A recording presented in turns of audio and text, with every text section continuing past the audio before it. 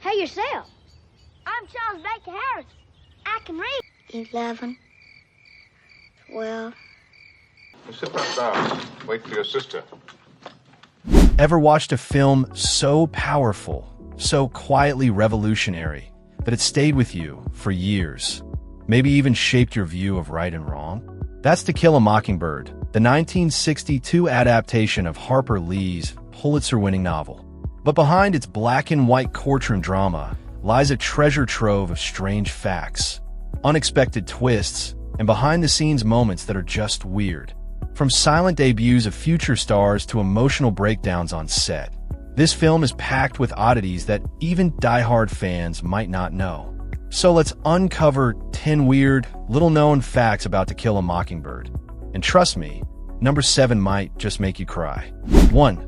Boo Radley was played by a star who had no lines. Let's start with the big one. The mysterious and reclusive Boo Radley, the figure that haunts Scout and Jem's imagination, is played by none other than Robert Duvall. Yes, the Robert Duvall. What's weird is that this was his film debut, and he didn't say a single word in the entire movie. No dialogue, no backstory, just wide eyes and a pale face. Even weirder, to achieve Boo's ghostly complexion, Duvall reportedly had to avoid sunlight for days, and he bleached his hair and eyebrows, a creepy visual that really made the character unforgettable. And yet, from this silent role, Duvall launched a massive Hollywood career, going on to star in The Godfather, Apocalypse Now, and The Apostle. That's got to be one of the quietest career beginnings in film history. 2. The courtroom wasn't real, but it was perfect. You'd think a film so rooted in the South would be shot on location, right? Well, not The Courtroom. That entire sequence, the trial of Tom Robinson, was filmed on a soundstage at Universal Studios. But here's the kicker. It wasn't just a generic court set. The crew painstakingly recreated the Monroe County Courthouse in Harper Lee's hometown of Monroeville, Alabama. They used blueprints, hundreds of photographs, and even samples of local wood and furniture to replicate the building down to the last scratch on the benches. The result? An almost perfect visual clone that felt so real. Even Lee herself was fooled when she visited the set. Which brings us to 3.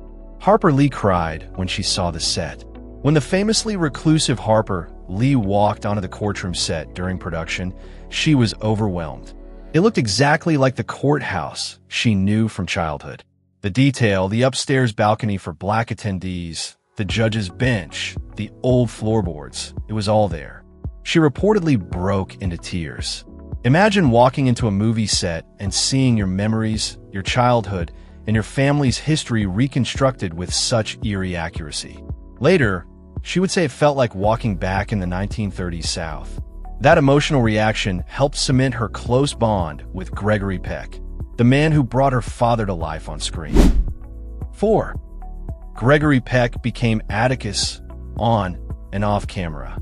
Speaking of Gregory Peck, this wasn't just a role for him. It was a transformation.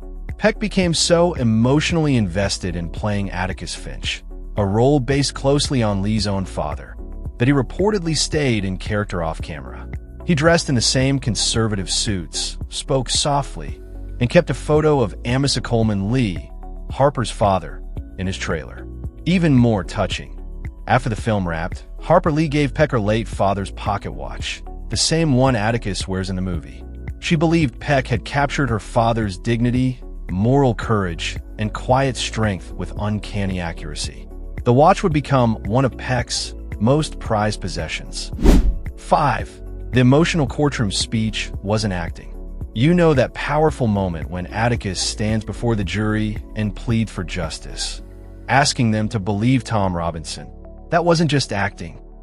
Gregory Peck later admitted that during that scene, he became so emotionally involved that he choked up for real. The camera captured his voice trembling, tears forming in his eyes. The director didn't call for another take. That first one, raw and honest, became the final cut. It wasn't planned. It wasn't rehearsed. And that's what made it unforgettable. 6. Scout's casting was an accident, literally. Mary Badham, the young girl who played Scout, wasn't even an actress. She had never acted before, had no interest in Hollywood, and only went to the audition because her older brother tricked her into it. She was a tomboy from Alabama, hated dresses, and was as blunt and fiery as Scout herself. The producers were stunned. They didn't need a trained actress. They needed Scout, and Mary Badham was Scout. She became the youngest actress at the time to be nominated for an Oscar. After the film, she pretty much disappeared from acting, though she still makes appearances at screenings and lectures about the film's impact. 7. The film faced backlash in the Deep South. This might not come as a shock, but it's still weird to think about. In several southern states, the film faced protests, boycotts, and even outright bans. Some theaters refused to screen it. Civic groups called it inflammatory. Schools were pressured not to show it to students. Why? Because it portrayed racism as wrong. In 1962, during the heat of the civil rights movement, To Kill a Mockingbird was seen as controversial, even dangerous.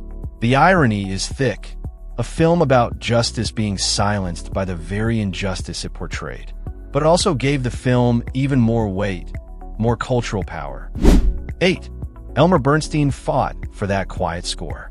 You might not think much about the music in To Kill a Mockingbird, but it's part of what makes the film so haunting.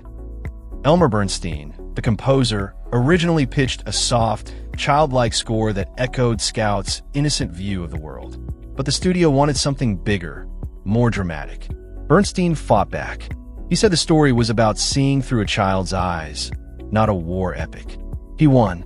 The result was a tender, emotional melody that drifts through the film like a lullaby, and it's now considered one of the greatest film scores of the 20th century. 9. Peck's Oscar speech broke tradition. When Gregory Peck won the Academy Award for Best Actor, his speech was unusually brief, just 43 seconds long. But what made it weird was what he chose to say. Instead of thanking agents or producers, he used the moment to pay tribute to Harper Lee and the man who inspired Atticus. He said, "I accept this award for the memory of a gentle, good man who faced prejudice with quiet courage and taught his children by example."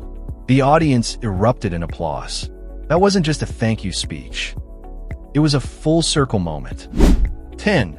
The legacy of the Mockingbird still echoes today. While not a weird fact in itself, here's something you might not know. In 2003, the American Film Institute named Atticus Finch the greatest movie hero of the 20th century. Not Superman, not Indiana Jones, not James Bond, a small-town lawyer with glasses and a briefcase. And Robert Duvall? He still gets asked about Boo Radley in interviews, even after a career spanning 60-plus years. Mary Badham? She went on to become an art restorer and still talks to school children about tolerance and moral courage. This isn't just a film. It's a piece of American history, made even more impactful by its strange, behind-the-scenes truths.